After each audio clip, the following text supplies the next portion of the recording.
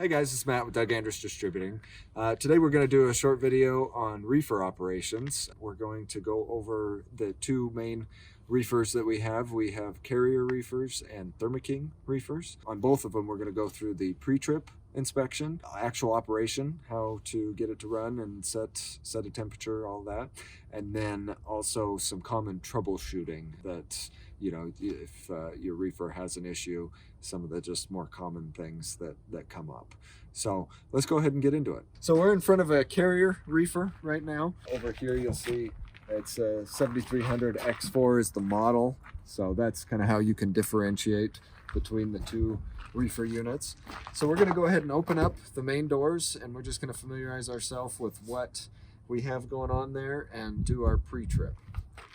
Okay, so as we open both doors, we notice you got your motor here. It's a diesel motor powering the air conditioning that's actually cooling the trailer. A few key points. So you've got your starter here, oil reservoir. So this side panel right here, so you open it up, allows you easy access to your battery. If it dies, if you need a jump start, you can just get to it right there. It's a lot easier than trying to snake through the front doors. So one of the first things you're going to do is you walk up, you're going to look and see if there's any leaks, anything that doesn't look quite right. Main things to check inside here, you can check your oil. This is where you add oil, and then also it's got a dipstick where you can check and make sure that your oil is at the proper level. So you want to make sure and do that whenever you pick up a new reefer. And then it just screws back down like that. Another one that you're going to want to check is if you've got a few belts here. So you've got your alternator belt on this side here, and then you've got two main drive belts here and here. So you're going to want to look for any cracking, irregular wear, any fraying, anything like that on any of these belts. Those are going to be your key points to look at. Again, it's a pretty simple interface. So as far as just doing the pre-trip, those are kind of the main things that you're going to want to look out for. All right, now that we've done our pre-trip, we're going to go ahead and do the operations of the reefer. So again, we're in the carrier reefer, and right here is our main control panel. I just want to point out, so you have two switches here. You have the mechanic switch, which is labeled right here. That one you don't ever have to touch. Like it says, it's just for the mechanics. The one you want here is the on-off switch. So to turn your reefer unit on, this is a rocker switch. You'll click it up once, and we'll open this dust cover there so you can see. So you click it up once, and then here it takes just a minute for it to get power, and there you go. So you'll see the carrier logo, and then it'll go through and it'll check to see if there's any alarms. You see at the bottom it says inactive alarms in memory. You can always hit this alarm button and see if there's any active alarms. And right now it says no active alarms. So you can just hit back, and that'll take you back to the main menu. So you can change your set point here with these buttons up or down. And then when you lock in the set point you want, say 20 degrees, you can hit the equal sign, and that will change the set point, and that's the temperature it will try and reach. Your temperature will be on your bills of lading, what you need to have it set for. It should also be in your Qualcomm under your load information. So double check and make sure you have that. The big one is on the bills of lading. Whatever it says on the bills of lading, that's the one. Go on that versus anything else. Over here we have start stop.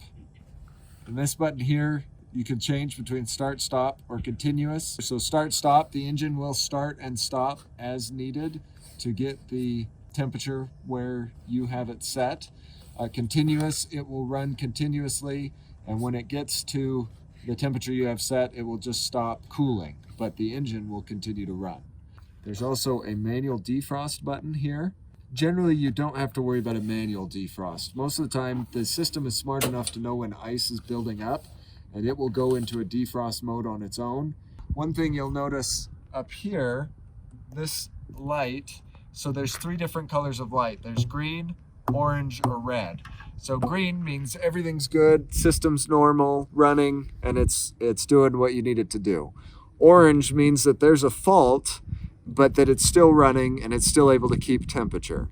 Red means that something's happened to where it's no longer able to keep temperature and it may even not be running anymore. So this is a light you can see from the side view mirror. So just, again, keep an eye on it as you're driving down the road. That will indicate to you how things are going. So that's basically how you run it. So now that we've gone over the operation, we're going to go ahead and go through a few troubleshooting things to just kind of familiarize yourself with what common issues we have with reefers and what to do about that. So the first one is having a dead battery. A lot of times guys are dropping trailers, all across the country, and especially in the wintertime, if somebody doesn't pick one up for a little while, the battery can go flat. If that happens to you, you show up, you go try to turn it on, nothing happens. 9 times out of 10, it's the battery's dead. On the carrier unit, it's really easy to get to the battery. You just go to the left-hand panel here, open it up, and your battery's right here. So you can attach your jumper cables right there, and you can actually hook them up to your running truck, let it charge for half hour, 45 minutes, and then it should fire right up. Now we're gonna look inside the actual engine compartment here. So I'm gonna show you, occasionally guys will have a problem. They'll run out of fuel, something like that. So there's a diagram on your left-hand panel over here on the inside of how to prime the fuel system on this. So it's this little piece right here. So you can grab it and you twist it until it pops up. And then you'll see there's a little piece there that you can then pump this up and down. And you'll pump it up and down. It'll be really easy for a while. And then once fuel actually gets up into the engine, you'll notice resistance. And don't give up. It takes a while to get fuel all the way from the reefer fuel tank up to here. So you may be talking about a couple hundred strokes to get that pumped up into the fuel, into the engine here. And then once you feel that resistance, you can go back and actually turn on the reefer and it should fire. If you have a hard time identifying where this is, like I said, there's there's a schematic on the left-hand panel that shows you where this handle is and what to do. So those are the two main things. Like I said, with reefers, they're pretty simple, not much to them, but you could have a dead battery or run out of fuel or just have lost the prime. And if that's the case, these are two things you can do to get yourself back on the road so you don't have to wait for somebody to show up and help you. Okay, well that's it for this video. We'll do just what we did here on the carrier. We're going to go ahead and do on a Thermo King as well, so we'll do that next.